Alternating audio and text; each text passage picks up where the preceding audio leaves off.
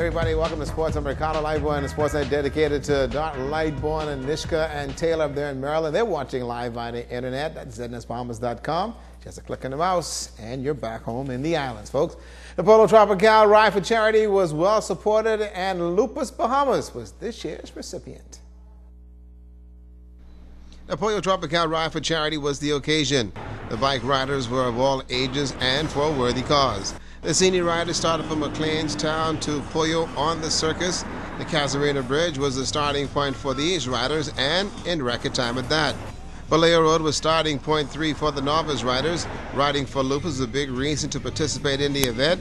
Bruce Humberg, he carried Scotiabank Fly. I'm pretty proud to tell you what the numbers are, because I believe the last number I had were 22. So last year we participated, we had 15, and this year our organizer, Gio Watson, she was determined to increase the number from last year. So 22, we're pretty proud. Patrice Cooper made the ride with high expectation, and like the other ladies, it was a wonderful ride. It was a lovely day for a ride. We had a good time. I have a sore hiney, but I did good. You got plenty of nerves to grab a little bike and ride all the way down, you know. A little bike for a little person. Giovanni Saenz and Edison Davis represented Pelican Bay. Like the other riders, it was worth the while. Something that we're from Pelican Bay, and every year we tend to send out some employees and we do the ride. But it was just 2 of us this time. But just 2 of us. But we rode from the bridge. It was actually pretty good. So I encourage you. I had a real good time. All the way from the bridge. You got plenty of nerve, man. Oh man, it wasn't really hard at all. But what does this mean about being involved in this kind of event as far as Pelican Bay is concerned? Well, with Pelican Bay, we like to donate to charity, and this was something for us to have opportunity to do, and it was really good. Will you do it again? Yes, we would. It was not the fastest of the bike riders, but the mere fact that participation was pretty high, and that speaks well for Grand Bahama Carry. Way to ride the Iron Donkey. Let me tell you that Craig Flowers put his company's stamp of approval on the National Amateur and also do the same on the Mitch Mortimer that's playing this weekend. Craig says there's an urgent need to get more people playing the game of golf in the country and enjoying the game for the same reason. The limitations in terms of New Providence and the regulars up there are playing, but guess what? They're going to look at this thing very seriously down the road. We're trying to get more golfers to get back involved. The challenges we have in Nassau is that we don't have any facilities to play at. Presently, I'm building a par 3 driving range as we speak for the junior program, and certainly for the mature players to compete on as well. But that seemed to be the only public course that we're going to have in Nassau for quite some time. Cable Beach is coming on stream soon. Unfortunately, we believe that they're going to be in the elite group as well. But, you know, I think that we need to, as the Federation is concerned, to go back and refocus on our mission statement here. We need to look at how we can do a little bit more for the game of golf, and certainly for the juniors. I'm concerned that there aren't sufficient being done for the junior development. That's why I'm building the par 3 golf course for them at the present time.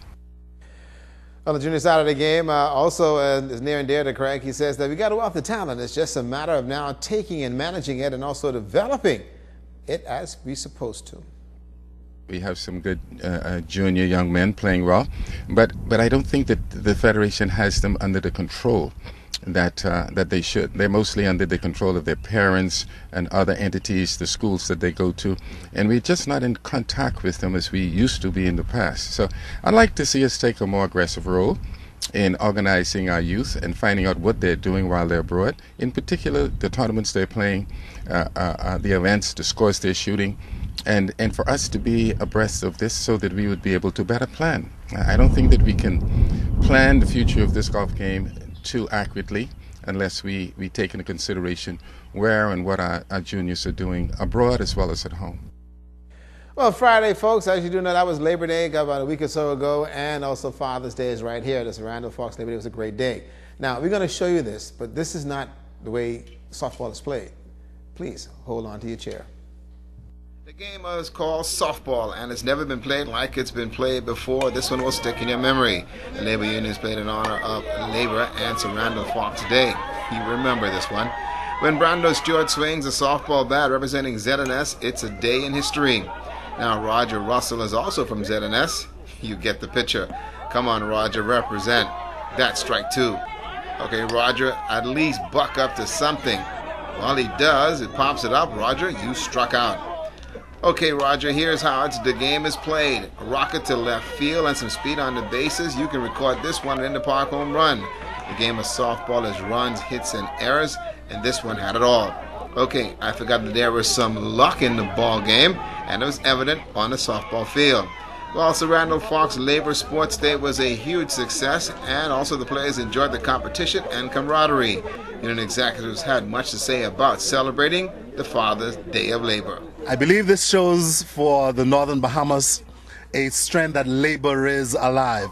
And so for those unions who did not participate this year, we are looking forward to having this as an annual event whereby we will come here and we will start our Labor Day getting physically fit for the work that is ahead of us. We're hoping that the camaraderie and the fellowship that is being experienced and displayed here in Grand Bahama would be displayed all over the Bahamas, so that when the unions speak, the employers will know that the unions are speaking with a united front. About solidarity. So we want to thank all the unions that came out today. We believe that there's only one Bahamas, and so therefore the labor force has a right to unite in this 40 year going forward. Well, folks, that was softball for the labor people. There's real softball at the GBSA. They had some fast pitch. Let's see how it's actually played now, okay? The DL Freighters and the Elnet Mariners crossed the line in the men's clash. Shamiko getting the start for the Freighters and Michael Sweeting the nod for the Mariners. The Freighters with a good stick, base hit to center field. DL ran up the numbers on this play. Shot to the right side, and the runners are on the move.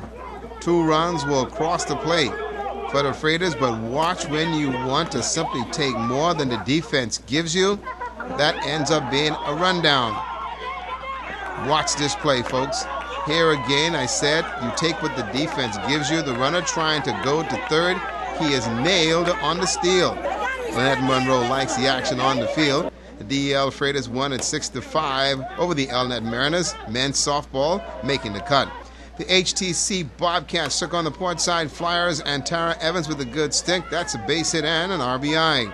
Saleka Williams not happy with that one. The next batter, that's a strikeout, Tracy. The Flyers then in turn took what the Bobcats defense gave them. The error by the second baseman is an example. The Bobcats had a game plan of their own. Take the errors when the Flyers commit them. Just ask Lorna Maxis. Cortesia Albury the batter. Tish got this one to go to left field. It gets over the left fielder's head all the way to the fence.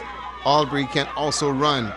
Giving her the green light. It's called an in-the-park home run for Albury.